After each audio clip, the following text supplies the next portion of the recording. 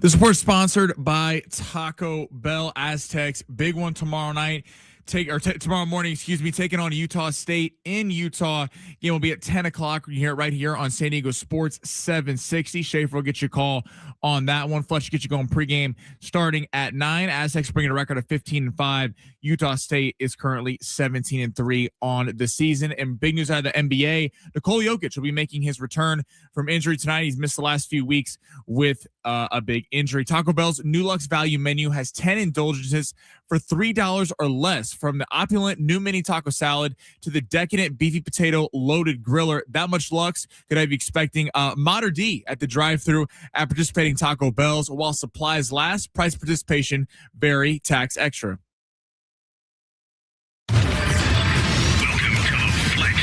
I'm Ben Fletcher. That's Sammy Long. Not like other guys. Where are we going in sports? Sound off like you got a pair. It's a weekend without football. What do you mean? No, the Pro Bowl games don't count. This is terrible. This is one of the worst catastrophes in the world. We still have you covered. The Aztecs are back in action over the weekend. Ahead now again for Miles Bergel, slamming with two hands this time. We're inching closer to the start of Padres spring training. High fly ball, deep right field, headed for the crown zone. And we always have long shots. Djokovic plus 1.5 sets. There you go. I like the Nets in Denver tonight plus 7.5.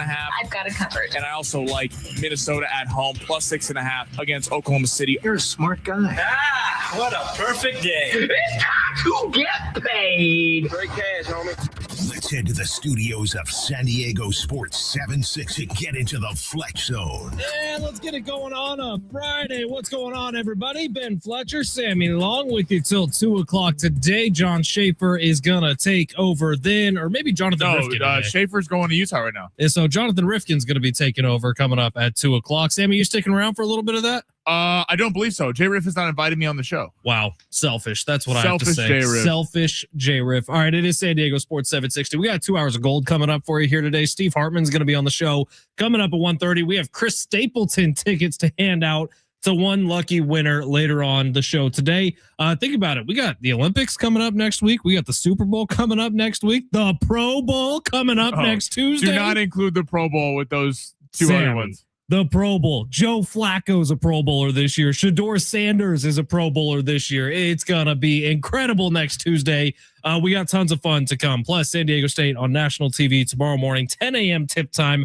We got a lot to get into over the next couple of hours here, but I do want to start in one place that's very special, very near and dear to our hearts. His name is Sammy Long. Hi. And Sammy Long, after weeks of people on the text line saying, this guy's an idiot, we should call it short shots, it never works. Yeah. Check the balance this morning, you fools, because Sammy Long made us all some money last night. What up, Sammy? My guy, I appreciate it. Yes, we hit a little three-legger last night. I told everyone Michael Porter Jr. was going to go off in his return to Denver, has 38 points. They covered the spread against Denver. Minnesota destroys Oklahoma City outright. I should have went on the money line. We took a plus 6.5.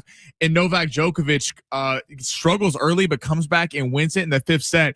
Feeling very good. I hope you all rode with me yesterday because we have some walking around money going into the weekend. You know what that means? That means today we take all the profit, we triple whatever we were going to do, and put it on Sammy's long shots coming up at 12:45. Stay tuned for that. Also, we have a question we need to throw out to the text line. I'm going to save it for a little bit because it's a little wacky. It's a little silly, but we're going to need your help with something. So bear with me here for a couple minutes.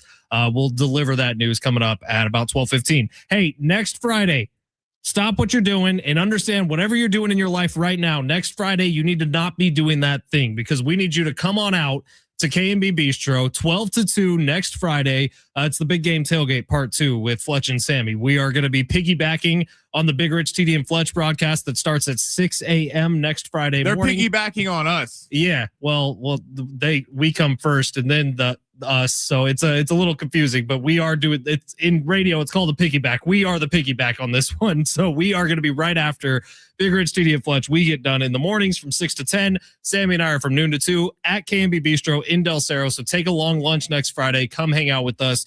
We'd love to see you, and we got plenty of fun stuff to give away. With all that being said, we're going to get to the big three kind of early here because we have too much going on this weekend. So we need to organize this a little bit. Sammy, if you would, please smash it. Your lunch break is here. Ready to go back to the office and knock the socks off your friends? I mean, coworkers. It's time for the top stories of the day. The Big Three. If you would like to watch the show, couple ways for you to do it. On YouTube at San Diego Sports 760. Our guy Jay Silves is in there. Tyler's in there.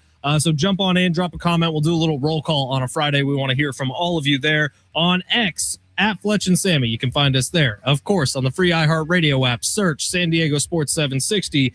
And if you want to communicate with the show, text line is open, 70470. Start your message with the word team or on the free iHeartRadio app.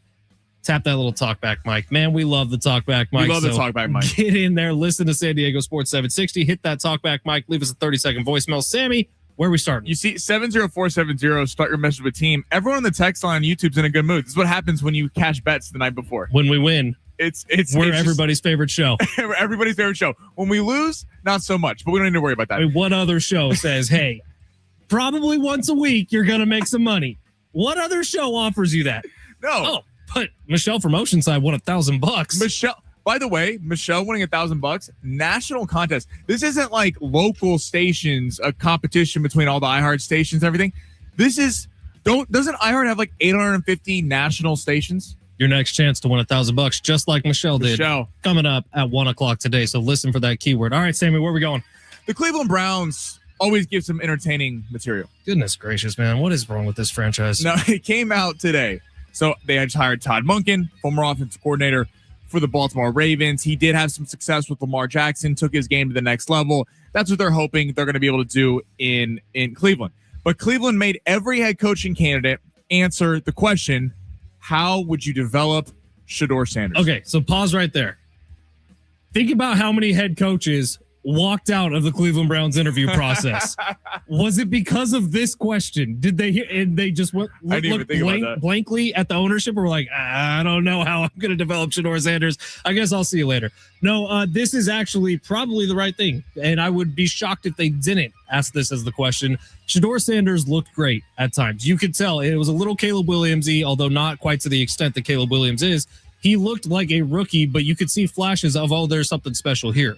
Which is what we all said about Shedeur during the draft process. It's like, oh, you know that he can kind of look like a quarterback, talk like a quarterback, walk like a quarterback. The quarterback is there somewhere, but someone's going to need to unlock it. And if Todd Monken is the right guy for the job, man, they could have a lot of success because he is athletic. He can throw a really pretty deep ball. I would love to see Shedeur Sanders be a success story, but it is kind of funny that this news comes out today after like 5 head coaches turned down the job. It is. The Cleveland Browns have an interesting way of doing things. Now, I'm not going to sit here and bash them because I do think. Of course, you have to ask that question. Oh, you have to ask a question. But I will give the Browns credit for this. I like what they did last year. They traded away their first-round pick. They have a couple this year. They're stockpiling picks. They traded back. The Jags were able to jump up to number 2, grab Travis Hunter. The Browns went back and got Mason Graham, the defensive tackle out of Michigan last season, who had a good season. Shedeur, they're in an interesting spot because they're going to have less pressure on them because this isn't a good quarterback class. You have Mendoza, who's in a class by himself. Dante Moore from Oregon didn't come out. So the next best quarterback is Ty Simpson. And Ty Simpson isn't some home run, draft pick. They're wondering if he's a late first-round pick, maybe a mid-first-round pick if a team gets desperate. But this is kind of a best-case scenario for the Cleveland Browns because the Cleveland Browns still get to continue piling picks, work on that defense, put something around Myles Garrett, work on the offense because they don't have any receivers right now outside of Jerry Jeudy. And you get to see if Shedeur is something. Now, I was very critical of the fact that they started Joe Flacco for the year, and then they went to Dylan Gabriel, and it took them forever to get to Shedeur Sanders. So you don't really know what you have right now in Shedeur Sanders. But the fact that there's not a pipeline of great quarterbacks coming out this year, you're going to get to see if Shedeur can develop over an offseason and a full year. And if he sucks and it doesn't get any better, then guess what? Arch Manning, Dante Moore, Jaden Maava. I mean, it's supposed to be a loaded quarterback class next year, so not a lot of pressure on Cleveland. So if you are interviewing head coaching candidates, see what you can get with Shedeur, and then reassess next year. All right, who next? All right, let's head to the NBA. So per NBC Sports, the Warriors are quote ready to give up a whole lot on the Giannis sweepstakes. Question is this though: should Giannis want to go to the Warriors? So what do we know about Giannis Antetokounmpo? We know that he has every ability in his body to carry a team to a championship, an NBA Finals. He also wants to go to a big market. Well, check and check, because the Warriors are a championship winning organization, at least over the last decade. It's a massive market. Now, the problem with the Warriors is the biggest star in Golden State Warriors history is aging and aging rapidly. Steph Curry's probably going to be out of this league in, what do you say, Sammy? At best, 3 years? At best? 3-4 years, yeah. At best. So you look at Giannis and what he wants in his future. He's 31 years old. I would imagine he wants at least 2 or 3 more shots, legitimate shots, with a team that's going to be dominant on their way to an NBA Finals. So I think that the Warriors is actually a good fit for Giannis, but he would need some guarantees. And that would be that there's some young talent coming their way soon. And if you're giving up a bunch of draft picks to bring Giannis in, how much of a guarantee can that possibly be from the Golden State Warriors? That's where it'd certainly be fun to watch. It would draw a lot of headlines. They can pay him. They can pay him. And it would be he would make a crap load in endorsements. And you saw what happened when Luka got traded to the Lakers. This would be that kind of thing, pairing Curry and Giannis together. It would certainly make for a fun Western Conference. My problem with if I'm Giannis is this. A, you're coming to a loaded West, which Oklahoma City, although they're struggling a little bit right now, are still super elite. Yeah, Houston, Denver, San Antonio. Lakers feel like a year or two away, but the Lakers are only going to get better. So you're coming to a stacked, loaded, young Western Conference. Curry and Giannis are going to be the most dynamic duo in the game. The problem is, to what you just kind of pointed out, who's surrounding that? Because the Warriors supporting cast, I don't know, is good enough to go win a finals, to go get to the finals and get past this, especially if Jimmy Butler's out for the year. But if would Jimmy still be part of that deal? Yeah, it's because they have to match salaries. Right. But the real question is Kuminga a part of the deal? Because if Kuminga isn't, then you got to Steve Kerr and them got to bury the hatchet. Like this is ridiculous. You have a potential star sitting on your bench and you don't play him. It makes no sense. And you need bench help for the Warriors. If Kuminga's come off the bench and you got Giannis and Curry in the starting lineup and you can kind of supplement it with Draymond and Podziemski, I think the Warriors could be a threat. If Kuminga's going back in the deal, I think it's pretty barren. And unless Curry and Giannis are dropping 40 a night, which they very well can, it's going to be hard to go deep in playoff series and win. So I'd have some caution going to the Western Conference, but it would certainly make for great television. I'm sure the league would love it. Well, and if Giannis says, hey, I got my title, I don't really need another one, is there a better spot in the country to go for endorsements? Think about all the tech endorsements he's going to be able to get out in Silicon Valley. And he would be, the question for Giannis is, do you want to take over the franchise when Curry's gone? Right. Because if you give away all the picks, the team might be pretty barren. Now, that's 3-4 years from now. Maybe Giannis isn't thinking that far down the road, but I think if I'm requesting out, I want to figure that out. All right, let's go back to the NFL. Vikings GM Kwesi Adolfo-Mensah, I said that right. Nice work. Was fired after talks. Take that text line. Sammy just nailed that pronunciation. I was about to read it. And I got nervous. I'm like, Sammy was looking in the mirror in the bathroom for 20 minutes before the show, just pronouncing it over and over and over again. Take that, trolls. Go on, Sammy. Was fired today after talks of underlying tension, per Adam Schefter. Now, Vikings management has assured this isn't about one specific player, Sam Darnold. Come on. And they have also said that they will not be hiring a GM until after the NFL draft. Very odd. So you're going to go into the NFL draft not having a general manager making decisions. What do you think of the Viking situation as a whole? Should Kevin O'Connell be getting blame in this? Where do you see the Vikings with J.J. McCarthy going into the future? I'm sorry, if you don't have a general manager who is doing the drafting, and if you're a general manager who's out there and applying for the Vikings job, would you not want the first draft that the team is about of in your first year to be under your control? Very odd from the Vikings. Here's what I'll say. There's no way Mensah and KOC were keeping their jobs. After Sam Darnold walks out the door, it is now a favorite in the Super Bowl. There's no way you can both keep your jobs after a situation like that. What the Vikings are telling us, and more importantly, the Vikings fan base, is Kevin O'Connell came to us at one point and said, hey, man, we should really keep Sam Darnold. This is dumb. And Mensah said, no, this JJ kid, you don't even know. He's about to knock the socks off the league. We got the next Patrick Mahomes in our building. Because Sam Darnold just won 14 games with you. And then he leaves, and now he's in a Super Bowl. So good luck explaining that to a fan base with everybody keeping their jobs. It was never going to happen. The only question was, is KOC gone or is Mensah gone?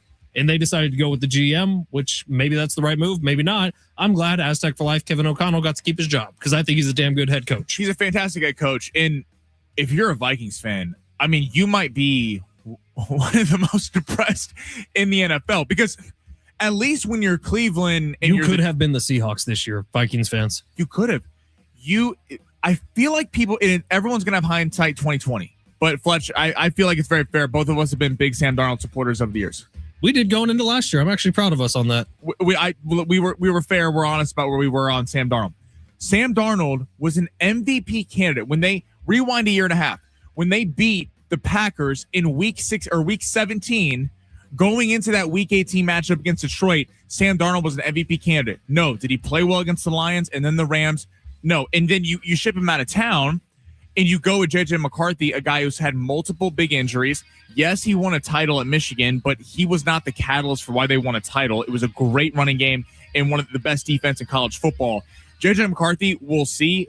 It's his show, because if he doesn't have a second-year renaissance like we're seeing with Drake May or Caleb Williams or Bo Nix, and he's not at that level, which I don't know that he has the capability to go to, you're sitting there going, I mean, this is one of the biggest blunders in the NFL in the last 20 years, that you let a 27-year-old quarterback who's playing in the Super Bowl in your conference out the door because you wanted to go with the kid. And he's only making $100 million with the Seahawks. That is the most affordable quarterback contract for a guy who's playing well in the NFL. And to that point, let's just say best case scenario for the Vikings, JJ McCarthy has a great year. He missed his first year due to injury. Right. He played last year. All of a sudden, 2 years, a year after next year? Then his deal's up. His deal's up. So you're going to have to pay him. Sheesh, Vikings fans, I'm sorry, man. They're in a bad situation right now. But don't worry, you fired the right guy. Probably, maybe. We'll see. All right, San Diego Sports 760. We got Chris Stapleton tickets for you. We're going to tell you exactly how to win those on the other side. Plus, YouTube and the text line's completely loaded up. So we'll get to all of those, get you a Farmers Insurance Open update, and look forward to the future tomorrow, 10 a.m. San Diego State, Utah State, one of the biggest games on the Mountain West calendar. That's next, live on the iHeartRadio app.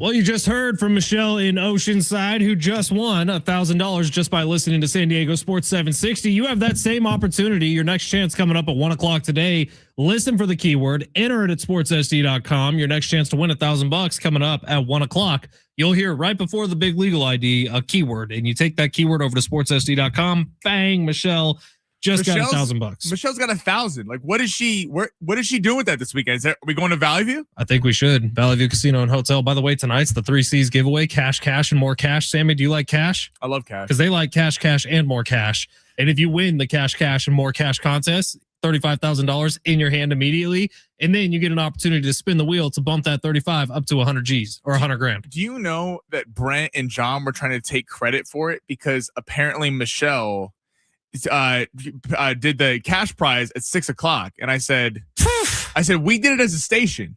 So Michelle listens to us. Michelle listens to Fletch and Sammy. We love you. In fact, Michelle, if you want to call us right now, 877-767-4760. We'd love to hear from you. By the way, very sad news today that, man, kind of put me in a bummer. Catherine O'Hara passed away. I know, that's so sad, man. I just heard that right before I got in. Like, she's fantastic, man. She was just in that new Seth Rogen show, The Studio. Schitt's Creek, which you don't have to dump me because it's spelled differently, is a hilarious TV show. Home Alone, classic. Yeah, she was the mom in Home Alone. Man, that really bummed me out today. But Catherine O'Hara passed away today, if you missed it, following a brief illness. She was rushed to the hospital at 5 a.m. this morning. That is some seriously sad news. She was incredible, man. She really was. Her voice was in more things than her face was, but she's every time she was on the screen, she was captivating. Love Catherine O'Hara. Very, very sad news today. You know, she was in Last of Us too. The show? Yeah, the TV show on HBO. She was the kind of bad guy in season 2. Oh, that's right. She was great, man. Everything she was in. That's so sad, man. I feel like we've been losing so many big like pop culture figures. I know. Come on, 2026. Give us a break here, man. All right. But anyways, we will proceed with some sports talk. So text line and YouTube real quick. We got a shout out from our buddy Jay Silves to Del Cerro. And if you're not doing anything next Friday, even if you are doing something, cancel it. Get on out to Del Cerro. Noon to 2. We're going to be broadcasting live at KMB Bistro. Jay Silves grew up in Del Cerro, saying he went to Patrick Henry High School. Go Patriots. How about it? Patrick Henry out in Del Cerro. Our buddy Rich is on his way to Salt Lake City to cheer on the Aztecs tomorrow night, or tomorrow morning, I guess. And then a bunch of people congratulating Sammy on his winning bet. Yeah, people are very stoked because we made the greater San Diego area, a little bit in Orange County. 408 texting into the show saying, nice pronunciation of that name. Shalom, Sammy. Shalom 408. Are you excited for next week to watch some shalom skiing? Shalom skiing. It's going to be fantastic. Maybe we'll do a little live stream. Maybe Fletch and I will pretend like we know anything about shalom skiing. We can live bet the Olympics. I'm in. Live trade, excuse me. Trading. Yeah. We would never endorse gambling on the show. We endorse trading on the show. We can live invest on the Olympics. That'd be a lot of fun. All right, Aztecs tomorrow at Utah State. Look, Utah State had one of the best starts of any team in the country to their season this year. They were up to 11-1 at one point. Lost a couple games recently in the Mountain West. A very, very good basketball team with one of the best home court environments in the entire Mountain West. It's like them, Viejas Arena, and now the Grand Canyon's here. Grand Canyon is right up there as well. So you look at what it's going to take for the Aztecs tomorrow. I'd be curious to see if LZ Harrington's going to be fired up for this one. If Magoon Guathu potentially could be fired up for this one, to see what the Aztecs are like health-wise going in. But this is as tough as it gets. And when you kind of look at the Mountain West schedule beforehand, you always assume a couple road losses because that's just the way this conference is. And I'd be lying if I told you tomorrow's not kind of one of them. One of them that you could see the Aztecs losing, which means it would be an excellent win for the Aztecs to go on the road tomorrow on national TV and take down Utah State. Because, Sammy, we were talking about this last week, but the game at UNLV was a road national TV big game during the day that Selection Sunday committee members are definitely going to be watching. This is the same example coming up this weekend. And in fact, it might even be greater because these are the two teams in the Mountain West as of right now you could see playing basketball into March. You could see in the NCAA tournament. So this head-to-head is going to matter just as much, if not a little bit more, not by the numbers, but by the human aspect of this. This head-to-head matchup is massive for San Diego State. And this is going to come down to the stars. Frankly, like this is the kind of game that they have to Utah State, for being as great of a team. They only have two guys in double digits. They got Falslev was a guard, and MJ Collins Jr., who averages 19 points per game. Falslev averages about 16 points per game. We'll see if Magoon playing. We don't know on that right now. But this is like a Reese Dixon Waters, Miles Bird versus those two. I mean, this is like really who's going to show up, who's going to be the kind of bigger stars. And Miles Bird recently, I think, has been playing phenomenal basketball.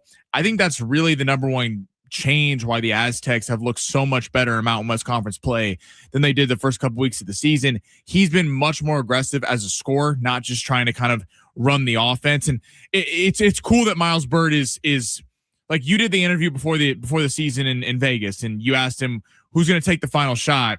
And Miles Bird seems like a good dude, and he was kind of deferential, like Reese Dixon Waters and Magoon. That's great and all, but Miles Bird is one of the most talented players on the team. So with him being aggressive like this, you've seen the offense just be better. And this is where the depth of the Aztecs really comes into play. When you're in a tough road environment, you see a lot of teams around the country, like big time programs that play 7, 8 guys. You get in foul trouble, especially on the road, you're kind of screwed. Then you're throwing some guy in there that you don't have a lot of faith in. This is where the Aztecs playing 11 guys can really come into effect. And the last couple of games, it's really been Heidi, Compton, and Tay Simmons, a combination of them really holding down the front court. They're going to really need to do that again, especially given the status of Magoon Guath. Tomorrow morning, 9 a.m. is when we get started. I'll be on pregame coverage starting at 9. John Schaefer will take it over at 10 o'clock. Games on Big CBS, but you can listen right here on San Diego Sports 760. In fact, I know we had a listener last time they were on national TV who figured out how to sync John up to the TV call. And it takes a little bit of doing because the iHeart app's a little bit delayed, but they were able to figure out how to get John synced up with the national broadcast on TV. Yeah. That's the way to do it. Watch the game, listen to us, listen to John. Yeah, listen to us and crank us as loud as you possibly can. All right, it's San Diego Sports 760. If you want to win Chris Stapleton tickets, I'm going to tell you what you have to do. You need to be listening for the next 20 minutes, all right? Because sometime in the next 20 minutes, we are going to play a Chris Stapleton song. And at that moment, Stapes, you need to call in. So when we play that song, and we'll tell you what it is on the other side, you're going to need to call in and be caller number 16 if you want to go see Chris Stapleton. San Diego Sports 760. Take a quick break here. On the other side, Giannis Antetokounmpo, who's going to win the sweepstakes? We'll find out next, live on the iHeartRadio app.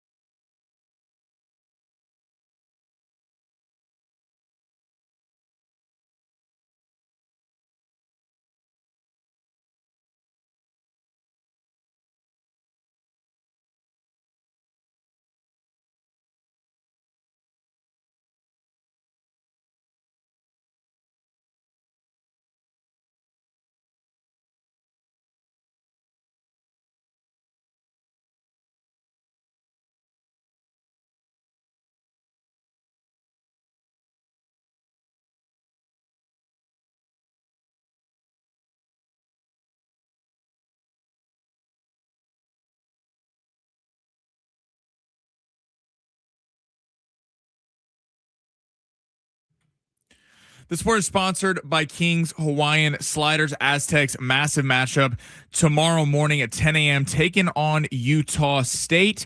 You can hear that game right here on San Diego Sports 760. Schaefer gets you on the call starting at 10. Fletch gets you going pregame started at 9. And Nikola Jokic is back in action for the Denver Nuggets tonight, taking on the Los Angeles Clippers. He's been out the last few weeks with an injury. Nothing brings friends and family together on game day like delicious King's Hawaiian Sliders.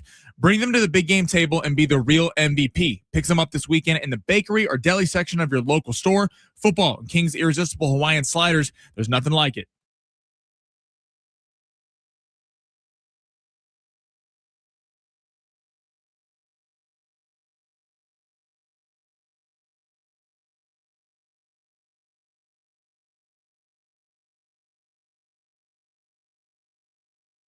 San Diego Sports 760. Ben Fletcher, Sammy Long with you till 2. J Riff going to be taking over then. Filling in for John Schaefer, who's out at Utah State, getting ready for Aggies Aztecs tomorrow morning, 10 a.m., 9 o'clock pregame coverage right here on 760.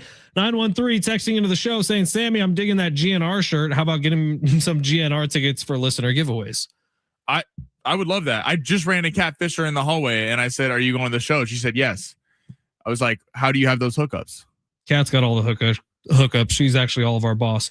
858, man, I banked nicely on the Nets covering in the Wolves money line. Sammy slaying the new number plays. We'll have some more coming up at 12:45. Yes, sir. 913, Fletch Zone going to be smashing it at Keg and Bottle. Hell yeah, we are. Next Friday, noon to 2. Get out there. 760. This is kind of old news at this point, but I agree with the Bill Belichick not making it into the Hall of Fame on the first ballot. Talking to the media is part of the job of a coach. He was terrible at it. You should have no weaknesses in your job to make first ballot Hall of Fame. Now, I'm going to take a quick time out on this 760. I agree with you that he did not handle the media well, but don't you think that's exactly what he was trying to do? I think Bill Belichick was very calculated with how he handled the media and potentially did it better than anybody ever did it. How many clips from Bill Belichick went mega viral from his clips with the media because he was short with them, because he was kind of a jerk? Well, and like Greg Popovich hasn't always been great to the media. Would you consider Greg Popovich a first-time Hall of Famer? I would. Of course.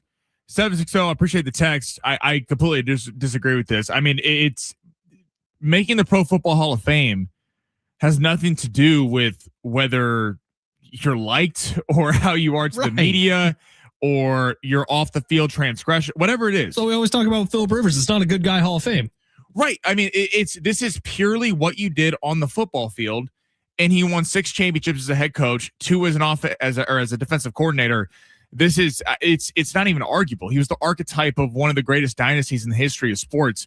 This is, if Bill Belichick is not a first ballot Hall of Famer, then I guess Andy Reid isn't a first ballot Hall of Famer, and Mike Tomlin. No coach in NFL history, by the way, is a first ballot Hall of Famer. I mean, if it's not Belichick. And again, so it's who has to be nice, who's liked. Like that complete to your point about Popovich. Like I always liked Popovich, but Popovich wasn't always the nicest to the media. No, he's an ass. He's like purposefully mean to the media, and Belichick was the same way. You didn't want to give anything away, which was calculated and cold. And by the way, we've seen a different side of Bill Belichick. When he gets into the media, he's not that guy. It was very calculated what he would do to the media. So 760, again, thank you for listening. Couldn't disagree more with that text. And 858, we need Giannis to get to the Clippers. All right, so let's talk about it. Right now, I just pulled open Kalshi, which is an investing app. A trading app. Investing app. Not betting. I don't know what that is. Who has right now, staying with Milwaukee would get you 2 times your money. Golden State would get you 3.5 times your money. The New York Knicks would get you 7 times your money, and the Miami Heat 10 times your money. And then the list kind of goes on and on and on. Minnesota, Toronto, Philly, Chicago, Atlanta. Those are all pretty long shots. Our buddy Tyler on YouTube saying, I'm going with Toronto because it pays $1,000 on Kalshi if you put a $30 investment on it. Sammy, where would you say most likely, as we sit here right now, January 30th at 12:36, Giannis is on what team come February 6th? It's a great question. I'd lead Golden State because, even though I know they're the favorite, because of the draft picks. They're actually not the favorite. Staying with the Bucks is the favorite. Yeah, I don't think that's going to happen. I think, like, I get why they are up there, because obviously to make a trade happen, and the NBA trades can be difficult because you have to match salaries. But in terms of the Warriors, the draft picks 3 to 4 years from now are extremely valuable. Steph Curry getting up there in age, Draymond getting up there in age.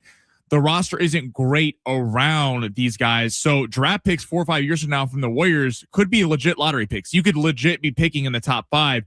So they have a great package. Minnesota, Miami, New York, and Golden State have all been reported as heavily interested. Minnesota doesn't have as many picks to give back. They can give players back, young talented players like DiVincenzo and McDaniels and guys like that. But if you're the Bucks, you don't want talented players back. You want draft picks. You want to tank as hard as you can tank to get a future superstar in Milwaukee. Miami is interesting because even though it's a team in the Eastern Conference, you're not sending them to the New York Knicks, which I feel like Milwaukee would not want to have the Knicks just dominate in the Eastern Conference. And they also can't give a great package. The Knicks gave up 4 first-round picks for Mikal Bridges a couple years ago. The only way the Knicks and the Lakers happen, so the Lakers also got named today as a team that Giannis is watching. The Lakers have fallen way down. If it is the Lakers, people are getting rich because right now you get paid out 50 times your money if the Lakers end up with him. It's not going to be the Lakers or the Knicks in my estimation because they don't have packages that they can offer that's more attractive than the rest of these teams. How about Miami? Miami, I think, is a team to watch because even though it's Eastern Conference, if you're Giannis, you get to stay in the East. You don't have to deal with all the great elite teams in the West who are all very young. The East, you could dominate. I mean, Halliburton's coming back next year, but you don't have the Pacers are going to be the same. Boston's a good team. Detroit's not going anywhere. And New York has some problems. That's why they're trying to get Giannis. Karl-Anthony Towns has been really bad for them. So it would make sense for both sides. The Lakers and the Knicks, the only way those two happen is if Giannis goes, I only want to be a Knick or I only want to be a Laker. And really, that's New York and Los Angeles. Yes. Like, that's more about going to those cities than it is about going to those teams because he can say no matter where they try to trade him. The Laker thing's not happening unless Austin, I don't even know if I'd want this. Austin Reeves goes, I'll sign a 5-year contract with Milwaukee right on as the trade happens because Austin Reeves is a free agent in the offseason. So there's not a lot of incentive for the Bucks. The Lakers can't give the amount of picks back that the Warriors and teams can, sort of like New York. I'm just curious where Giannis would want to go because the Warriors, to your point about endorsements, and it would be a huge brand. The NBA would love it. I mean, Curry and Giannis playing together. Well, and they have the proof in the pudding. Steph Curry has made a lot more money outside of basketball than he's made in basketball, and he's made a ton of money in basketball. So, like, they've shown what they can do with one superstar and elevate him the way they did. And by the way, Giannis probably at this point in his career is as big a star as Curry. He just doesn't have the outside publicity because of where he plays. So if he's able to go to Golden State, they can prop him up the same way they've propped up Steph Curry for the last 15 years? San Antonio makes the most logical sense in terms of a trade because they have draft picks. They have Dylan Harper, Stephon Castle. You'd be getting back really talented young guard play. But again, does Giannis, per reports, hasn't wanted to go to a small market. He's played in a small market in Milwaukee. That's why you're hearing New York, LA, Golden State, Miami. You're hearing big markets where he really gets to boost his brand and be a superstar in the spotlight. San Antonio would get a ton of headlines. Wemby, De'Aaron Fox, and Giannis might become title favorites the second that deal happens. But I'm just curious where he wants to go. If he wants to battle these teams in the Western Conference, and then in the East, we're gonna whoever ends up getting Giannis. It's going to be an unreal package because what the Lakers did with what Rob Pelinka did with the Mavs was convince Nico Harrison that they needed to, quote, build trust. So they shouldn't open up the trade offer to the rest of the league because the Lakers would have never been able to get a package to get Luka Doncic. This one, every team's calling in on him. So this is going to be some complete overhaul. If I was the Minnesota Timberwolves, I would be doing everything in my power to get Anthony Edwards a running mate because at some point you have one of the best young players in all basketball and you're running into the same buzzsaw every year that you don't have a number 2 to go along with Anthony Edwards.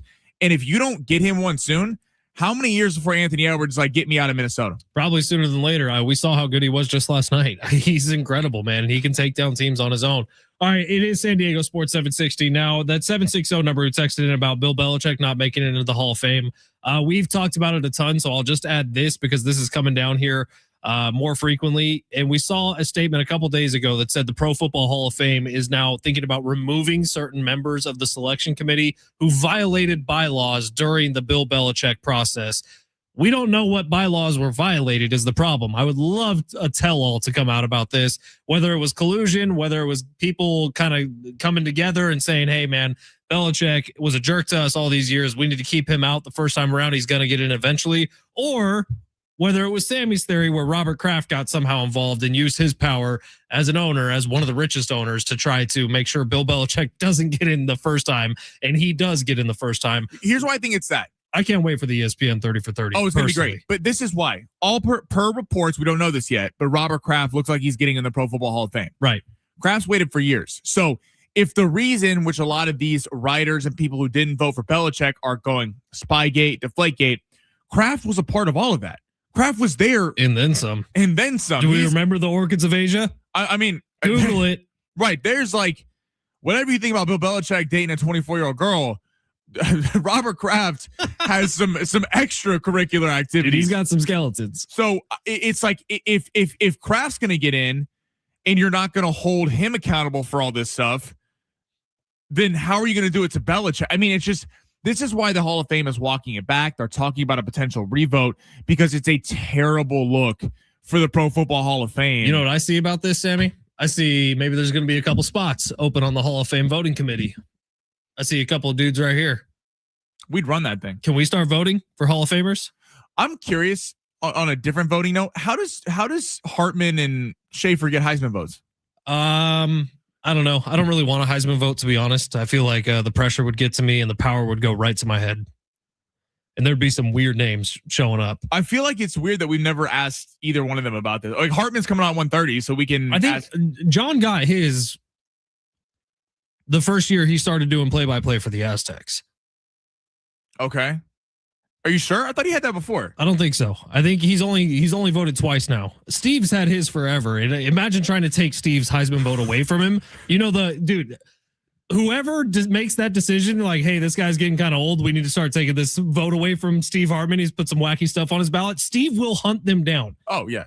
You know, Steve took a week of vacation one year. He never took time off the entire time I worked with him, except for one time he took a week of vacation. You know what he did with that week of vacation? What do you do? He went to libraries of some of the top schools around the country to look up college football stats that he did not have access to on his home computer.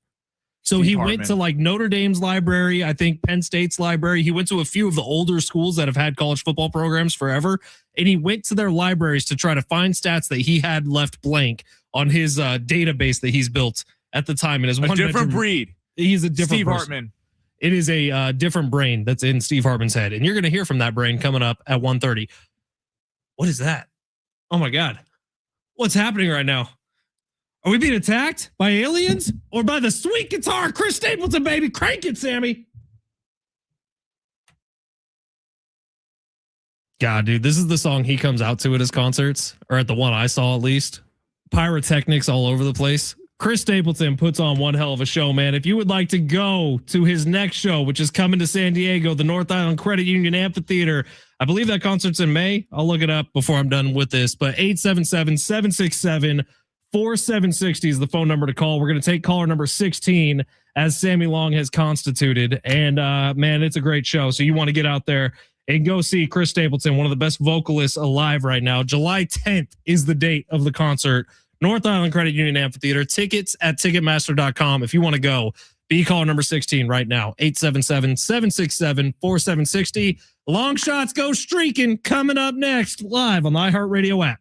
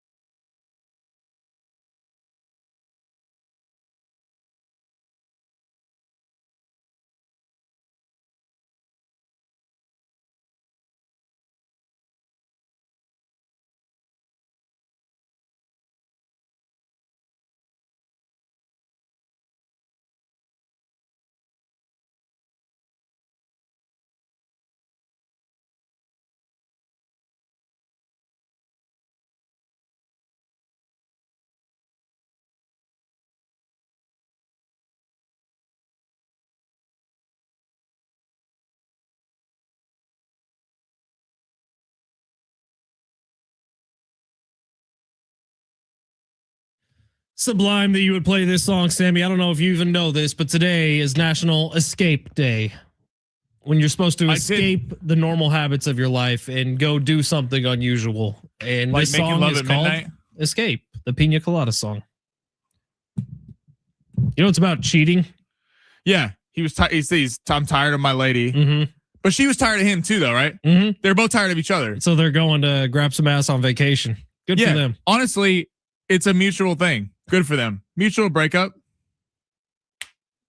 All right, this is a little segment we do called Long Shots, where Sammy builds out a combination of investments that you can place on what's going on this weekend in the sports world. We had a winner last night, so everybody should have a little profit rolling around in their pockets, and we're taking all the profit, at least I am, and putting it on whatever Sammy comes up with today. Yesterday, small investment. Today, big investment. That's how it works when we get a winner. It's like doubling down at the blackjack table after you get a 21. So we're going to do that in a second. But Sammy, I did want to ask you a question. I know you're busy, so it's a one-word answer is all we need here. Do you trust trends when investing in games? Depending on what it is. If it's this season's team or if it's like a dumb trend, like, oh, teams that wear the color red when, like that kind of stuff. I don't. Funny you should say that, because there is a Super Bowl trend that has taken off over the last 20 seasons. 16 of the last 20 Super Bowl winners have been wearing the color white in the Super Bowl, which is traditionally the away jersey. However, 16 of the last 20 teams wearing white have won the Super Bowl. All time, 37 of 59 Super Bowl teams were wearing white, so 62.7%. But over the last 20 Super Bowls, 80% of the teams wearing white have won the Super Bowl. Which team is wearing white in the Super Bowl this year, you ask? The New England Patriots. New England Patriots will be wearing white in the Super Bowl. See, I'm not betting the house on the Patriots because of a stat like that. If that's what you're asking me. 80%, Sammy. That's not just a stat. That is a trend. That is a strong trend as we head into Super Bowl weekend next week. You don't like that one? No, I like that you found it. I'm just saying I'm not going to place a bet because that's an interesting tidbit for us. Here I am trying to help Sammy out with long shots, and he doesn't even want my help. He says it's dumb. Well, it's first off, we're not betting on the Super Bowl yet. That's next week. Number one, that's going to be at the big game tailgate. I'm going to have a special parlay cooked up for everyone where everyone's going to make a lot of money on the big game. Hell yeah, brother. Also with your Super Bowl squares. Hell with your brother. Gatorade bets. You have some strategy, because I have to go to a Super Bowl party this year that my wife is making me go to, and I can't say no because the Niners aren't playing in it. So I have to do some Super Bowl squares. Do you have numbers that you like? You get to pick numbers? I don't know. I guess it depends on whoever's doing it. Well, if you get to pick numbers, then you always go 7, 3, or 0. Right. This is probably random. Now that I think about it. First off, let me know, because if you're getting to pick numbers, Sammy needs to be entered in that pool immediately. All right, Sammy. Well, let's get to long shots for today. There's a ton of suggestions coming in on YouTube. I wonder if Sammy's going to use them. We will find out starting right now. Smash it. You looking for some luck? Want to win big? Gotta play big. You are so money, you don't even know it. Time to take a chance Say that man his money. with long shots. All right, Sammy, where are we going? We're going around the world of sports in this one. All right? We got a lot cooking in this one. By the way, if you haven't listened to the show the last couple of days, we changed it up. We're including everything, not just player props anymore. These are money lines. These are spreads. These are over-unders. Everything you can possibly invest in, you can invest right here on San Diego Sports 760. We're going to college basketball first, actually. I like it. Kansas, BYU. Really fun matchup this weekend. You got AJ DeBonsta, number 13th ranked BYU, one of the top NBA draft picks, taking on Darren Peterson and the Kansas Jayhawks. Peterson's been in and out of the lineup for a lot of this season with KU. He's dealt with a lot of injuries, but you knew he wasn't going to miss this one. This is going to be a fun one. If you're an NBA fan, college basketball fan, a lot on the line here, a lot of seeding on the line. And then, this could very well be who's going to play better, who's going to show up in the biggest moment for who's going to be the number one pick. I do like Kansas in this game. -4.5. We're taking them on the spread. I'll tell you why. I think people are getting a little overexcited about how BYU played against Arizona. That game was fantastic. There was a big comeback late. Kansas away from Allen Fieldhouse struggles, and I would not be betting KU away from Allen Fieldhouse. But when they're playing in Kansas, Melvin Council Jr. has really come on as of late. He was a transfer earlier on this season. He plays better at home. Trey White has been an emerging star in the Big 12. Really has not probably gotten the love he's got because Darren Peterson steals all the headlines. Floyd Badunga, really good at that center spot. He's going to give a lot of fouls to Devonsta. I like the Jayhawks minus 4.5 in this matchup. I think that they pull away late in Lawrence. All right, we're heading to the UFC. Big rematch this weekend. We got Volk, Diego Lopez. Volk won the first matchup in a decision. Okay, so in a decision in this one, Diego Lopez is a plus money in this one, but it's a slight underdog. The sexy bet is Diego Lopez. The kind of thinking, well, if you're going to bet Diego Lopez, is that Volk was able to stay away from his power for all 5 rounds last time. He's going to make the right adjustments and going to be able to kind of knock him out. If you think Lopez is going to win, it's probably going to be by knockout. I'm done betting against Volk. I really am. Volk is just such a tank. He's one of these guys. He does not go down, and he has such experience in there. He's going to make adjustments. I wouldn't be surprised if he takes Lopez down a little bit to the ground. And Volk has steady power. If Lopez comes rushing in, trying to catch him early in this fight, I think Volk could catch him and actually put him to sleep despite his age. I like Volk in this one. Add it to your parlay to boost it. Now, we're heading to Madison Square Garden. Boxing, huge boxing event. Teofimo Lopez, Shakur Stevenson at Madison Square Garden. These two have circled each other for years. So they were some of top ranks, kind of superstar prize fighters. And then they're finally meeting at the junior welterweight division, 140 pounds. Shakur Stevenson is I'd equate him to Floyd Mayweather. He is maybe the best defensive fighter in all of boxing. He gets criticized for not putting the pressure on offensively and not having a ton of power. He showed a little bit more power in his last fight against William Zepeda. A lot of good combinations, but still was not able to take Zepeda out. Teofimo Lopez has had a crazy career. He fights up to the top competition. He fights down to the worst competition. He beat Vasily Lomachenko when Lomachenko was the #1 pound-for-pound fighter in the world. He beat Josh Taylor, a junior welterweight, when he was a 2-1 underdog in that fight. He is an underdog in this fight at plus 230. This is my big upset of the weekend. I think Teofimo Lopez in his home city in New York gets after Shakur Stevenson. I think the fight goes the distance, but I think Teofimo Lopez, he's an excellent boxer puncher, is going to be able to jab, make Shakur Stevenson come to Teo, and Teo has more power, I think, in the Garden. We're going to see fireworks on Saturday night. Teofimo Lopez at plus 230, my favorite play of the weekend. I think he pulls the upset. Shakur Stevenson has not been tested on this kind of level like Teofimo Lopez has. And my last pick for the parlay, Carlos Alcaraz, Novak Djokovic. Alcaraz, I don't know if people watched the tennis match yesterday, was about to put Zverev away in the third set. Hurts his hamstring. Zverev wins sets 3 and 4. Sets 2, 3, and 4 all go to tiebreak. Alcaraz was able to get it going, though, in the 5th set and close it out. Djokovic comes back and beats the #2 ranked player in the world, Jannik Sinner, last night in 5 sets. I think this match goes 5 sets. I think Djokovic is well rested because the previous couple matches, the opponent had retired early. I do like Carlos Alcaraz in this one.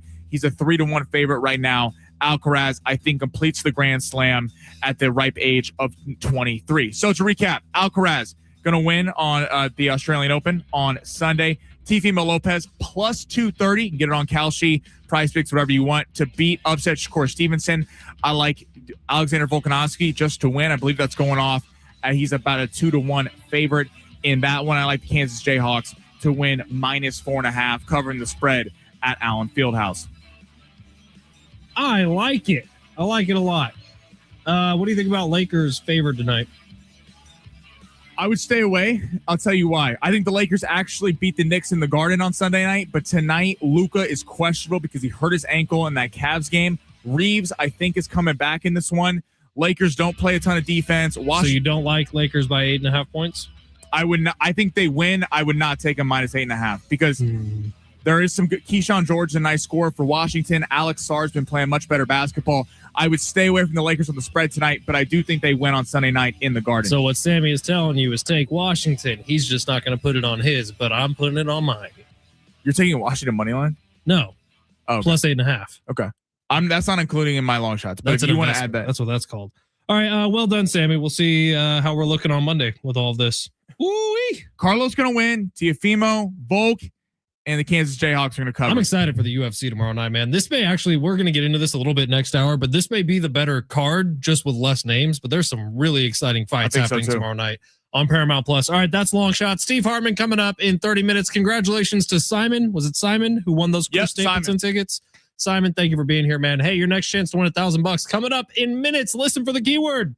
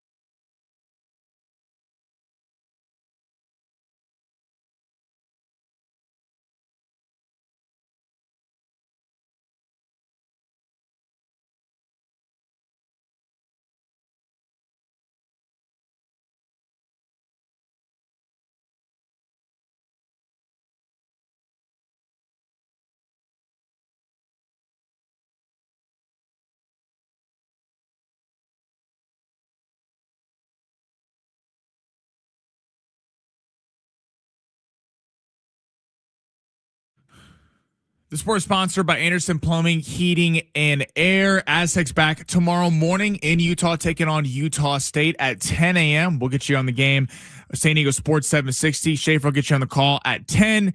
Fletch will get you going pregame starting at 9. And then big fight weekend in the UFC 325. Volkanovski will be taking on Diego Lopez. Volkanovski won a decision in their first fight. Lopez is currently plus 200 to take the belt in a big boxing match out in New York. Teofimo Lopez, Shakur Stevenson, both have made weight. Shakur Stevenson is a minus 330 favorite in that one. Teofimo Lopez is plus 230 to retain his belt. Choosing the right home service company isn't just about fixing what's broken. It's about trusting who's in your home. That's why homeowners count on Anderson for friendly professional service that keeps everything running right. Visit AndersonPHA.com. Welcome to the Flex Zone. I'm Ben Fletcher. That's Sammy Long. Not like other guys. Where are we going in sports? Sound off like you got a pair. It's a weekend without football. What do you mean? No, the Pro Bowl games don't count. This is terrible. This is one of the worst catastrophes in the world. We still have you covered. The Aztecs are back in action over the weekend. Ahead now again for Miles Bergel, slamming with two hands this time. We're inching closer to the start of Padres spring training. High fly ball, deep right field, headed for the Crown Zone. And we always have long shots. Djokovic plus 1.5 sets. There you go. I like the Nets in Denver tonight plus 7.5. I've got it covered. And I also like Minnesota at home plus 6.5 against Oklahoma City. You're a smart guy. Ah, what a perfect day. It's time to get paid. Great cash, homie. Let's head to the studios of San Diego Sports 760 to get into the Fletch Zone.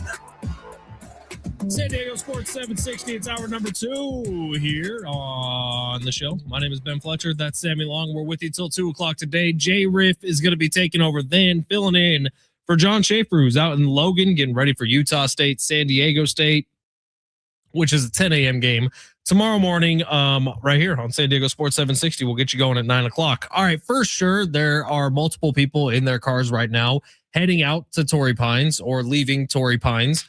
Watch the Farmers Insurance Open. And if that's the case, you just saw Brooks Koepka. Eagle 17 on the North Course. Brooksy's back under the cut line. Here we go. But the leaderboard goes like this. Justin Rose at the top. He's been dominant. 4 under today. He was, 10 under yesterday?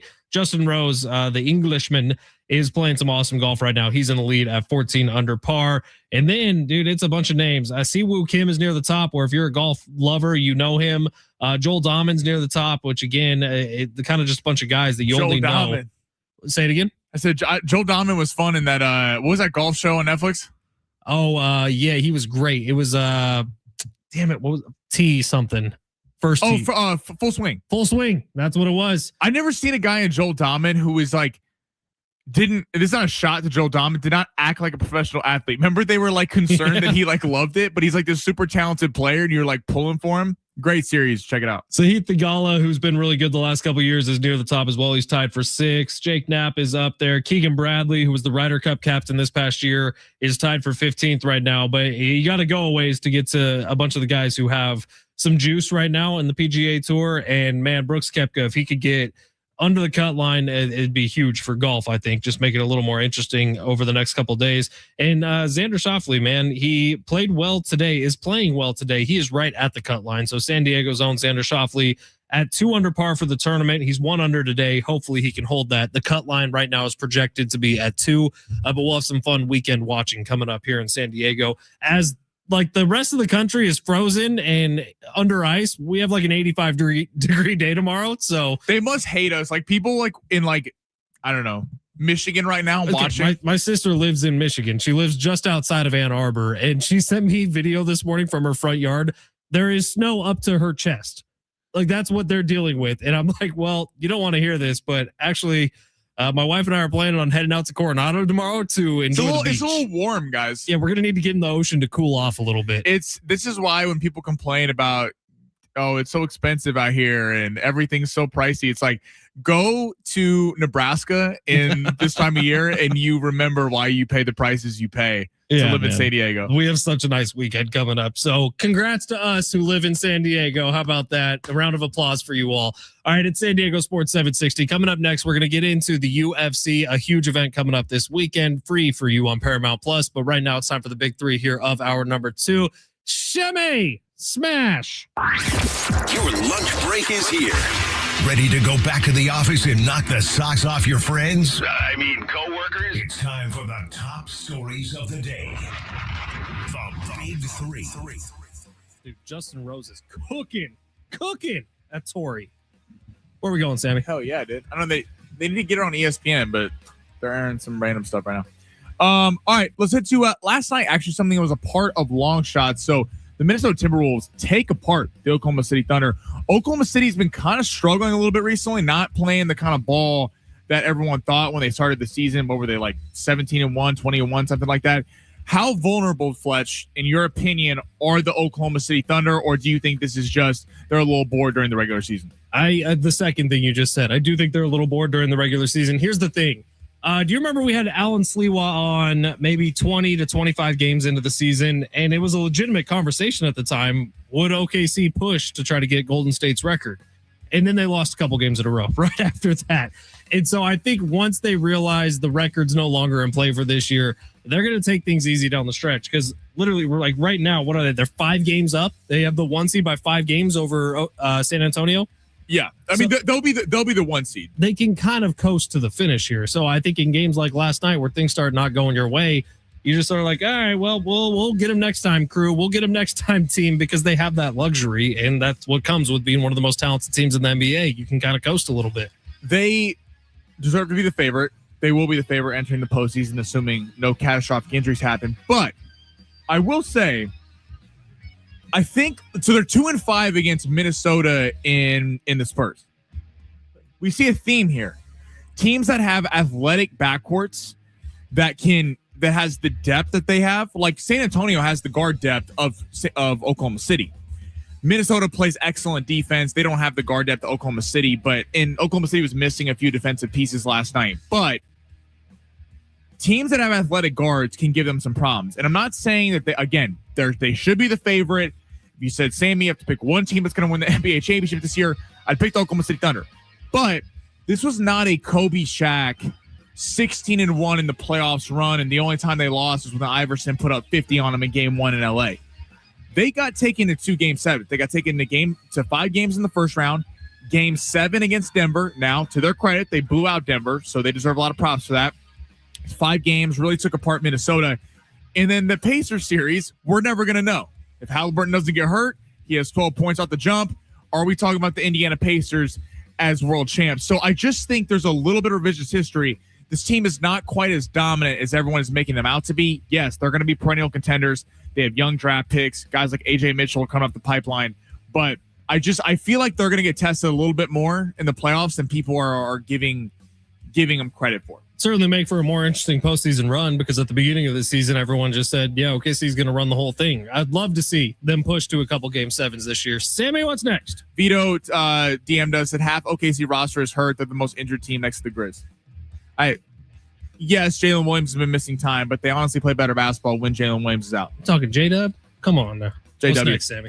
A little bit of a theoretical question. Saw this on First Take today on ESPN. I liked it. Allen and Lamar, we know have a bunch of pressure going in next year. We talked about that a lot. Josh Allen was hurt. He has an excuse, Sam. He had a broken foot. He had surgery. He was on a walking boot and had crutches. Give the man a break one time. I mean, watching the Buffalo Bills let me get to my question first. Okay. Josh Allen, Lamar Jackson. I'm a card carry member of the Josh Allen PR team, all right? We need to stick up for our boy. No, I mean, it's just, of course, it can't be that he had 4 turnovers. It's that it was the foot. It was the foot. He had to have a walking boot. He's out there at the press conference. He did have a broken bone in his foot. No, I know. It was just, I mean, this is the time of year where excuses get made for Josh Allen. It's okay. It's okay. This is the annual tradition we have. It's fine. We've already established that. Josh Allen, Lamar Jackson, we know have a ton of pressure going into next year. We talk about those two. What quarterbacks after this postseason and this year have entered that tier for you, if any? If maybe it's just those two. Jalen Hurts, Brock Purdy. Put both of them on that list. Okay. Jalen Hurts for sure. The Eagle, and really, I don't know how much it's a Jalen Hurts, but Nick Sirianni feels like is in this conversation also. But Jalen Hurts won a Super Bowl, and then he comes back and has a pitiful performance against the 49ers and can't get past them, who then get boat raced by the Seattle Seahawks. So Jalen Hurts deserves to have that pressure. Super Bowl winning quarterback. We elevated him into the top 5. He did not play like a top 5 quarterback this year. You got the pressure. Brock Purdy, because, man, the Niners have been in the postseason like every year for the last 10 years and feel like you have a contender every year for the last 10 years, and you haven't gotten over the hump. So Niners fans, myself included, patience is starting to run thin, especially when you see a guy in Sam Darnold who you had in the organization now leading a team to the Super Bowl. I'm happy with Brock Purdy. I really am. But that dude's got some pressure on him going into next year. And by the way, not that he deserves it, but Patrick Mahomes probably has a little bit of pressure to get back to the postseason. I mean, the Chiefs were just lollygagging their way through the season, Sammy. You can't not say he has a little bit of pressure on him. You know, I was get back to form one time, I was about to give you some props. Get back to form, Mahomes. No, Fletch, you know what was about to happen? Soft ass season. Hand on a Bible. I was about to go. That showed a lot of maturity, Fletch. Thank you, Sammy. Bringing Brock Purdy in there. They need to open your mouth about Patrick Mahomes, a 3-time Super Bowl winner, 5 times, appearing in the Super Bowl. Yeah, what have you done for me lately? I got a short memory, is all I'm saying, Sammy. Trust me, Patrick's going to be just fine. What have you done for me lately? I disagree. Back-to-back bad seasons. He appeared in the Super Bowl the year before, and he got his ass kicked. Well, I'm not even going to take the bait. I'm not even going down this road because I don't need to. You're going to get me all frustrated and riled up. We're talking about, guys, Josh Allen, Lamar Jackson. I disagree with you on Jalen Hurts. Jalen Hurts has won a Super Bowl. Jalen Hurts has done more than Josh Allen and Lamar Jackson. So, yes, I see what you're saying in terms of there's not a lot of excuses for that offense on why they're not working because there's talent everywhere. But Jalen Hurts can say he's been in the Super Bowl twice. They haven't said that. I agree with you on Brock Purdy. Now, I don't hold Brock Purdy in the same esteem that you do, but for Niner fans and a lot of people who come on here and tell us every day why Brock Purdy is overlooked and people like me don't give him a chance, then yeah, he has a lot of pressure on him. I can't believe you didn't say Justin Herbert. Justin Herbert is a guy that and I'm going to throw Burrow in there too as well. Because now Burrow has been to a Super Bowl. Burrow was hurt a lot of this past season. Yes. No, I'm not saying Burrow's a failure for missing the playoffs. I'm saying Burrow and Herbert have just as much talent as about anyone in the league. We talk about Mahomes, Allen, and Lamar. Burrow is in that top 4, and I think Herbert, if you said just pure talent, could be in that grouping. Herbert has one of the strongest arms in the league. He's athletic. He's mobile. And I think a lot of Herbert's problems have been due to Brendan Staley not being a good head coach. He didn't have a receiving core 2 years ago. He didn't have an offensive line this year. But at the same time, he is 0-3 in the postseason. And some of these postseason games, he has not looked good. The Houston game, he threw 4 interceptions in. This last game against the Patriots, he scored 3 points in. So there's a lot of pressure on Justin Herbert to finally break through. The excuses are running thin. Mike McDaniel's the OC now. Harbaugh's the coach. You got a good receiving core. Your offensive line's going to be back. I don't want to hear about Justin Herbert is not advancing far in the postseason. And Joe Burrow, we live off Cincinnati going to the Super Bowl in 2021. And it was a great feat. They beat the Chiefs, crazy comeback, and they fought well in that Rams game. But it's been a little while since then. And I think we still kind of hold that Cincinnati is like this team that's just going to get back there. Well, we've seen year after year the defense not perform, and it's more of the same. The offense is great. Joe Burrow's got to stay healthy. So I'm going to put Herbert right in that category. Yeah, it's fair. And Burrow does need to get back there, but can you blame Burrow or do you blame the GM for a lack of a defense? You know what I mean? And so, like last year, 2 years ago, not this past season we watched, I think Joe Burrow had the number 1 ranked offense in the NFL. Yes. And they were losing games left and right because their defense was giving up 45 a game. So it's a little tricky with him. I think the rest of the NFL just wants Joe Burrow out of Cincinnati and see what he could do on a team that actually functions. All right, it's San Diego Sports 760. Steve Hartman in 15 minutes. Coming up next, give you a little fight preview of what's going down this weekend. We got some great ones. That's next, live on the iHeartRadio app.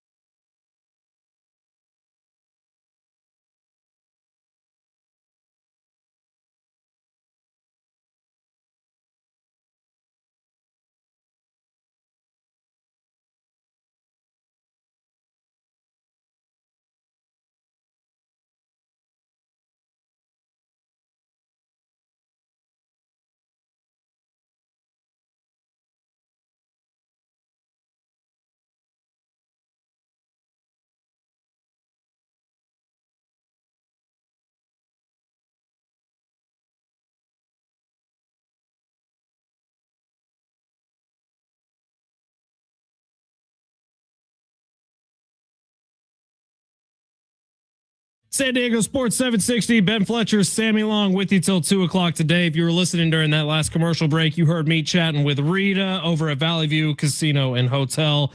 It's a big night tonight, so get on out there to Valley View Casino and Hotel. The 3 C's giveaway, cash, and more cash. $35,000 will be awarded to one person tonight at Valley View Casino and Hotel. And then they have the choice to either spin the wheel to bump that 35 up to 100K or to walk with the 35. What would you do, Sammy? Wait, say that again? $35,000 cash just handed to you, or you spin the wheel, turn that 35 into 100. And if it doesn't, then I don't get the money. I don't get 35. You don't get 35. See, my gambling addiction saying one thing and my mind saying something else. We got to take the cash. 35. Take the 35 is what Sammy would do. Well, hold on. I got to see the wheel. Is this? We'll go head on out to Valley View Casino and Hotel tonight. Maybe you could be the one. By the way, if you do head out to Valley View tonight, find somebody official looking and say you listen to your favorite radio show of all time. Ben Fletcher and Sammy Long. Do not mention Travis Dale's name. We got a little competition going. So make sure that you are mentioning Travis name. Gets enough love. Yes. TD gets all the love, but go find Rita, say hi. She is such a wonderful person, man. And let her know where you got sent from. And that was right here on San Diego Sports 760. All right, UFC 325 coming up this weekend. Volkanovski back in the octagon. He's fighting Diego Lopez, but a stacked card, really. Benoit Saint Denis is on this card. Dan Hooker's on this card. Fiziev is on this card. Mauricio Ruffi is on this card. This is a fun one coming up tomorrow night. So, Sammy, you gave the bet out. You're done betting against Volk. That's fine. However, the public is saying Diego Lopez might pull the stunner here this weekend. Do you think that's even remotely possible? Well, I think it's certainly possible. That's why we have a rematch going on, because it'd be a knockout if he does. Yeah, I don't think Lopez has the tools to out quote box him for 5 rounds, because Volk is such an interesting fighter in that I compared him to Mike Tyson yesterday in that he's so low to the ground for his weight class. Mike Tyson used to do the same thing in boxing. It's like all the heavyweights he would fight and knock out were always bigger than him, but he had this low center of gravity. So he'd throw shots, he'd throw uppercuts, and guys couldn't handle it. Volk, I know people are kind of waiting on, he's old, he's getting up there in age. When's going to be the fight that he finally shows that? I think it's going to be a great fight. Lopez will make adjustments, but I don't see Lopez being able to win a decision. I think he's got to hurt Volk, and Volk has been in so many wars. He's been in with so many different guys. I just I don't see him being able to do that in this. Personally, I think Volk, it will look a lot like the same. He's going to make adjustments as well.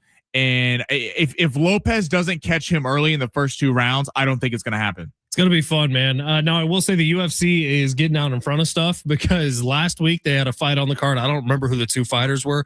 But there was some suspicious activity coming in on some of the trades that were being made on said fight, and they just canceled it straight up. Well, yeah, because Vegas was in contact with them. I'm not playing with this stuff anymore. So UFC, good for them, I guess. They're getting out in front of everything. It feels like they've done a better job than certain other 3-letter organizations, NBA, with gambling scandals here over the last little bit. So it's going to be a fun night tomorrow night. Now, I will say the first UFC main event we got to see on Paramount Plus, the biggest complaint people had walking away was so many ads.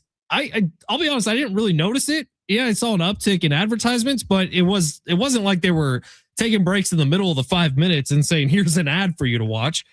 Well, yeah, and an average 5 million people watching. So it was huge. It was big card. Yeah, I mean, listen, everyone's always going to complain about something. I'd rather sit through ads than pay $80 in pay-per-view. Bingo. What's in boxing this weekend? We got a big one. Teofimo Lopez, Shakur Stevenson, junior welterweight title of the world at Madison Square Garden. Going to be a really fun one because Shakur is just a great elite defensive fighter. But Teo's got a lot of power, and Shakur's moving up in weight. So people have kind of wondered if he doesn't have a lot of power at 135, is it going to carry at 140? This is a real boxing fan's really fun fight. If you're a casual fan, I think you'll really dig this one because both these guys can talk. The press conferences have been great, and looking like they're going to sell out the Garden on Saturday night. Where can you watch it? DAZN. DAZN. DAZN. DAZN. DAZN. All right. By the way, also in the boxing world, Gervonta Davis. Come on, man. Dude, Tank. By the way, Tank Davis, you talk about one of the most disappointing talents. Like, dude could have been a Hall of Famer. Seriously. Unbelievable. Had all the power, was box office. Everyone wanted to. He broke through. Casuals were paying to watch his fights. Oh, he's one of the faces of boxing. Like everyone wanted to see a Tank Davis knockout. He had that Tyson kind of aura of you're just waiting for it to happen. And I mean, just can't stay out of trouble, man. He broke through. He got to the general public stage. He got to the level of celebrity that you need to be at if you want to be a success in the boxing world. And then immediately decided I'm going to hide from the cops for 2 weeks when there's a warrant out for my arrest. He finally got arrested. This is going to be bad. His lawyer has promised that he's actually the victim here. Victims don't hide for a couple weeks there, Mr. Lawyer. So we'll see what happens with We should Gervonta ask Steve Davis. Hartman what he thinks about that. Dude, what a waste, though. Seriously, like when you see it happens in the NFL, it feels like once every couple of years where it's somebody that you know has the ability to be great. And then Henry Ruggs throw could have their been a life away. superstar, best receiver in football. Seriously. And honestly, like you think about the Raiders, how many years did he set them back? Oh, tons of. And there's nothing forgivable about what he did. He's despicable. He deserved to go to jail. But it's like you have all the talent in the world. You're right there. You have it made. What people dream of, what they probably dreamed of when they were little, is in your hands, and then you flush it away. It sucks, man. It's part of life. All right, Life lessons from Ben Fletcher. Yeah, you're welcome. Friday. How about it? Preaching. Steve Hartman's coming up next. Speaking of preaching, we are going to ask Steve what would happen if somebody took away his Heisman vote. That's on the other side, live on the iHeartRadio app.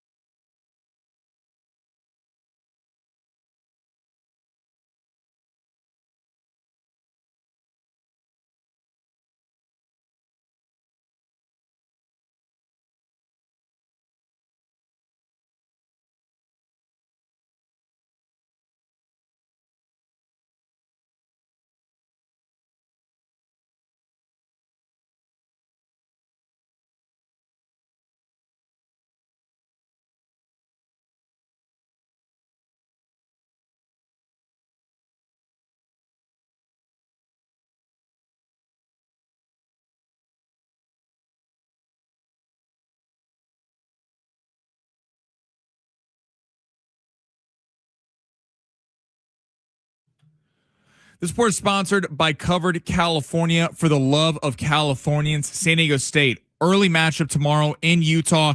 Taking on Utah State at 10 a.m. Utah State has a record of 17-3. The Aztecs are currently 15-5. You hear that game right here on San Diego Sports 760 with Schaefer on the call at 10. Fletch, you get you going pregame starting at 9. An NBA superstar coming back tonight against the Los Angeles Clippers. Nikola Jokic, who has missed the last few weeks, month or so for the Denver Nuggets, will be making his long-awaited return tonight. Open enrollment is here. Covered California can help you make sense of benefits, deductibles, networks, and the general confusion of it all. Enroll by January 31st. Covered California, for the love of Californians. Visit coveredca.com.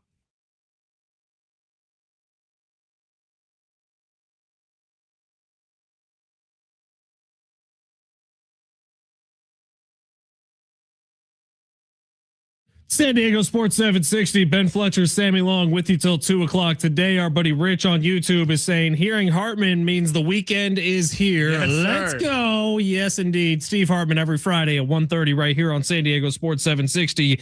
Now, I'd be lying if I said I wasn't looking forward to this moment all week long, because I know if there's one person on the planet who Halls of Fame means something to, it would be our one and only Steve Hartman. And Steve, I am so curious to hear what you think about the week's event with the Football Hall of Fame, making sure that Bill Belichick would not be a first ballot Hall of Famer. What do you got for us, Steve? And hello, how are you?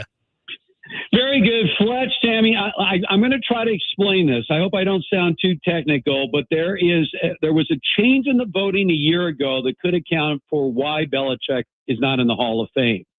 So it used to be before last year, they would take in the, non-senior, non-coach, non-contributor category, there'd be 15 finalists. They would cut it to 10, then they would cut it to 5. And then each one of those 5 would be voted on individually. If you got 80%, you were in. Well, for the last 10 years, all 5 had gotten in. Same thing with the senior candidates, the coach candidates, and the contributor. Once you were a finalist, they would vote on you individually.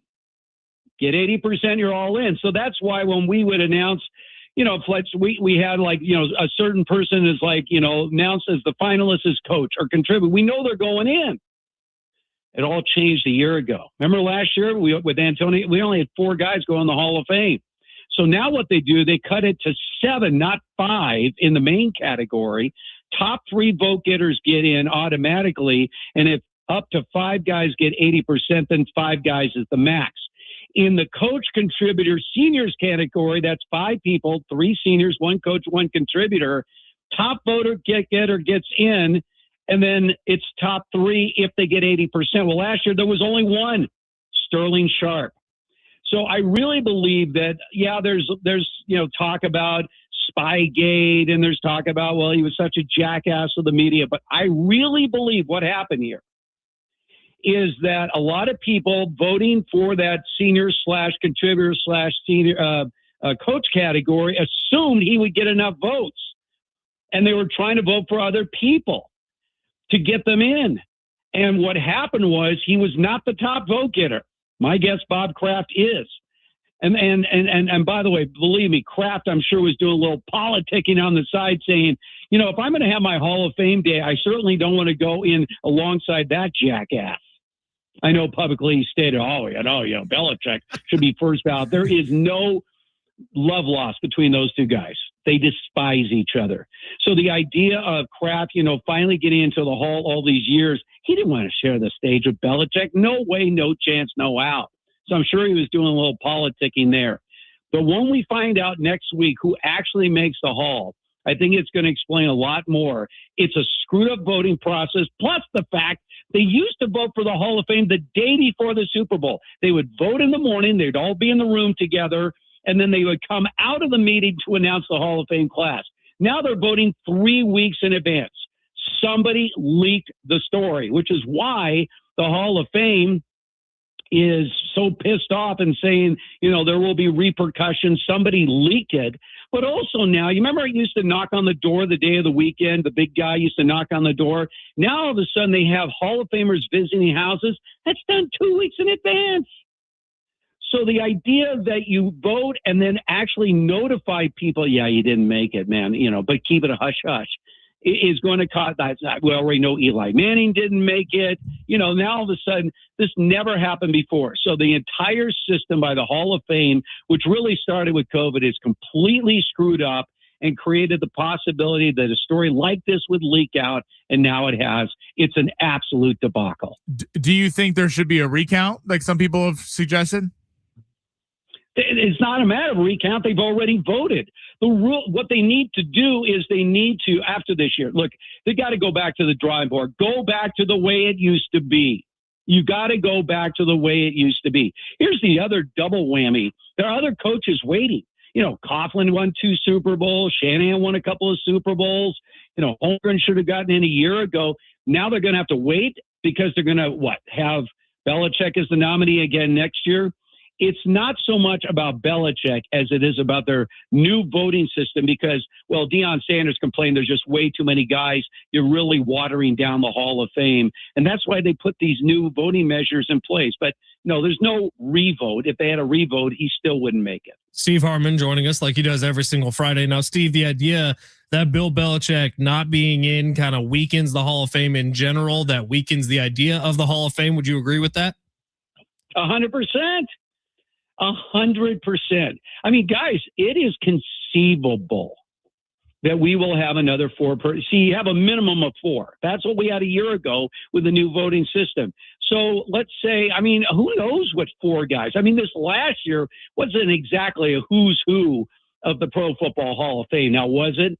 You had Eric Allen, you had Jared Allen, you had Antonio Gates, you had Sterling Sharp. Not exactly a marquee class. Now, this year, I guarantee you that Drew Brees and Larry Fitzgerald will get in. Who the other 2 people are, I don't know. But, again, they were complaining that there were too many guys in the Hall of Fame. Now you have too few guys in the Hall of Fame. But it will be interesting to see if Bob Kraft makes it. If Bob Kraft makes it, then the theory that he did a lot of politicking to make sure that he gets in without Belichick, there's a lot more let's just put it validity to that theory, if indeed it is. I honestly, guys, I don't think it had to do with Spygate or anything else.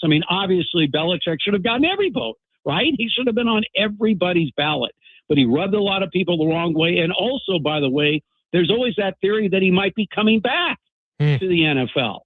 And so that's also something in the back. That's what held Bill Parcells out of the Hall of Fame for years. There was always the theory he would come back. And he did come back, and he was taken off the ballot.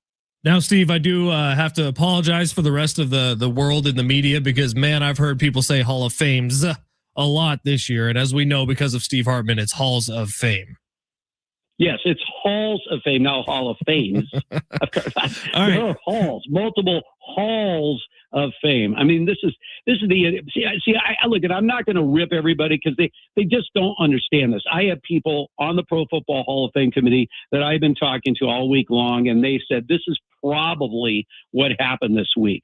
And, the narrative is just, Bill Polian, badmouth him, kick him out of the Hall of Fame. And this is all ridiculous stuff. And so, no, there's not going to be a revote. There's not going to be any of that. He's not going in the Hall of Fame next year.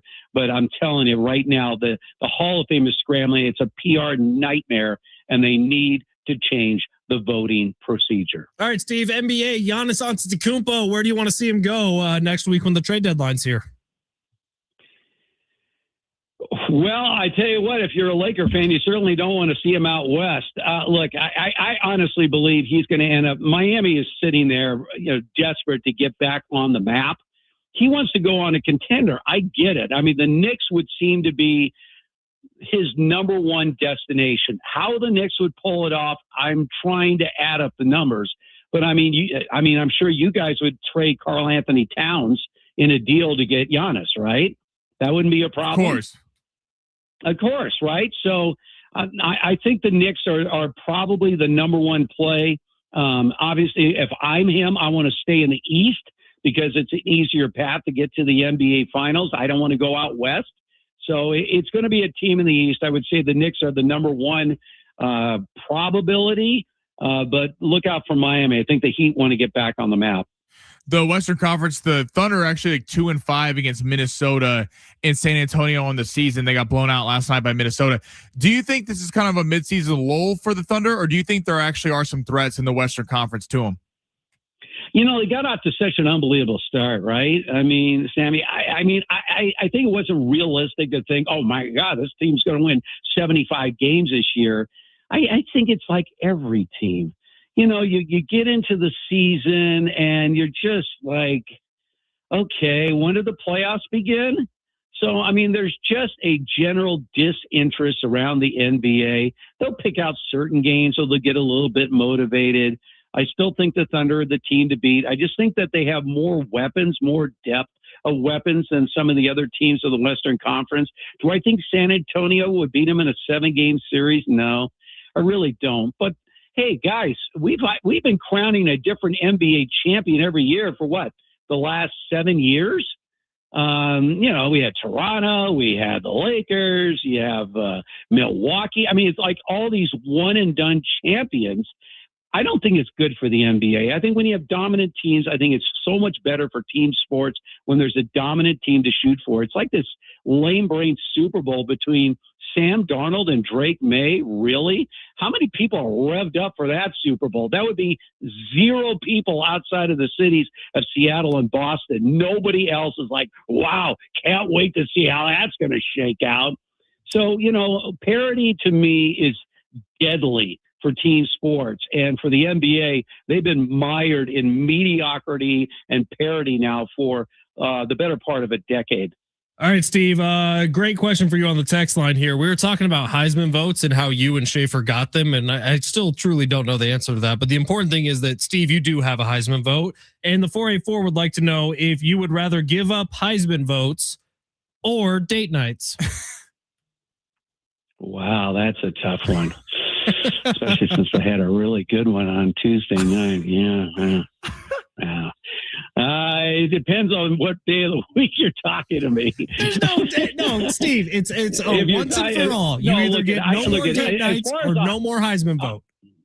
Okay, here's the update on the Heisman vote, by the way. So I've been voting for the Heisman now for 16 straight years. However, I am now getting a questionnaire each year. This never was before. They're trying to weed out people that they feel aren't really totally engaged in college football. And so, you know, the good news for me is I know some of the people in the Heisman Trust that might be helping me a little bit. But if they were to take my Heisman vote away, it would not be deadly for me. I can always say I was a Heisman voter. I did it for 16 years. I mean, I'd like to do it for, you know, eternity, obviously. Frankly, I should have the only Heisman vote, in my opinion. I'm the only one truly qualified for voting on that trophy. But, yeah, I would say I would give up the Heisman vote over date night. Because date night lasts a lifetime. I can't live by stats alone, guys. I have to have a date night. Wow. Now, Steve, I was trying to remember, but you never took vacation the entire time I was working with you when you and I were doing that show in the morning that never had a name or anything. But yes, you did take 3 or 4 days off at one point to go find libraries across the country that might have college football stats that you didn't already have in your database. What were the schools you went to? So what I did was I went to Notre Dame. I went to Notre Dame. Well, first I went to Atlanta. There's 2 places where you can go where they have just the greatest library of college football media guides. One is the College Football Hall of Fame, which is in Atlanta. I've been there a couple of times. And the other is the library. They have a research library at Notre Dame on campus. I mean, I went there literally during the football season when Notre Dame was on the road. The weather was lousy, as it always is in South Bend, Indiana. And I would basically lock myself in those libraries from the second they would open to the second they closed. No break, no food, no bathroom, nothing. I would just lock in and just basically drain as many stats out of the books as I possibly can. In fact, I got another trip coming up to Atlanta, hopefully later this year. So the Notre Dame library was very cool. The lady was freaking out. She's like, "Why are you doing this?" I go, "I don't have time to explain it." I mean, honestly, I get that there's question. no Why real are you doing reason this? either. Like, no one wants to do it. I go, I'm doing it because no one else wants to do it. That's why. All right, Steve-O, thank you for your time today, man. And hey, if you're planning a trip down to San Diego, there's no better time than next Friday. Sammy and I are going to be live at K&B Bistro, getting everybody ready for the big game, which is coming up next Sunday. Well, I'll be coming to San Diego when they put me on the air on a regular basis, Monday through Friday, right there on the station. Bring me home. I'm ready to go. How about every Friday at 1:30? We kind of like having you here. Right. We don't want you to cheat on us. Yeah, that'd be terrible. All right, Steve, thank you so much, man. Love you, pal. All right. Love you guys. Steve Hartman every Friday at 1:30. Kind of take a quick break here. We will be right back. Close this show up. Get you ready for J-Riff, who's coming up next. It's San Diego Sports 760 live on the iHeartRadio app.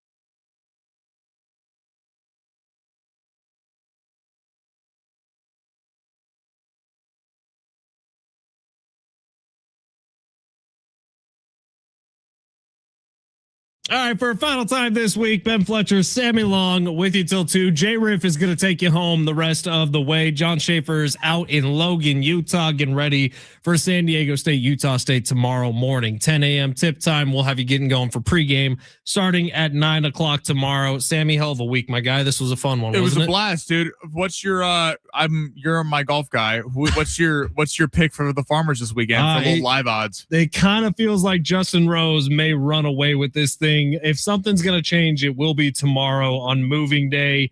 But where's he at right now? How'd he finish up today? He's through 16 holes, 5 under par, 15 under on the tournament. He's got a 4-stroke lead right now. I don't know that anyone's catching Justin Rose unless he starts missing off the tee come tomorrow. But whoever's hitting the most fairways tomorrow morning, feel confident about them the rest of the way. I like it.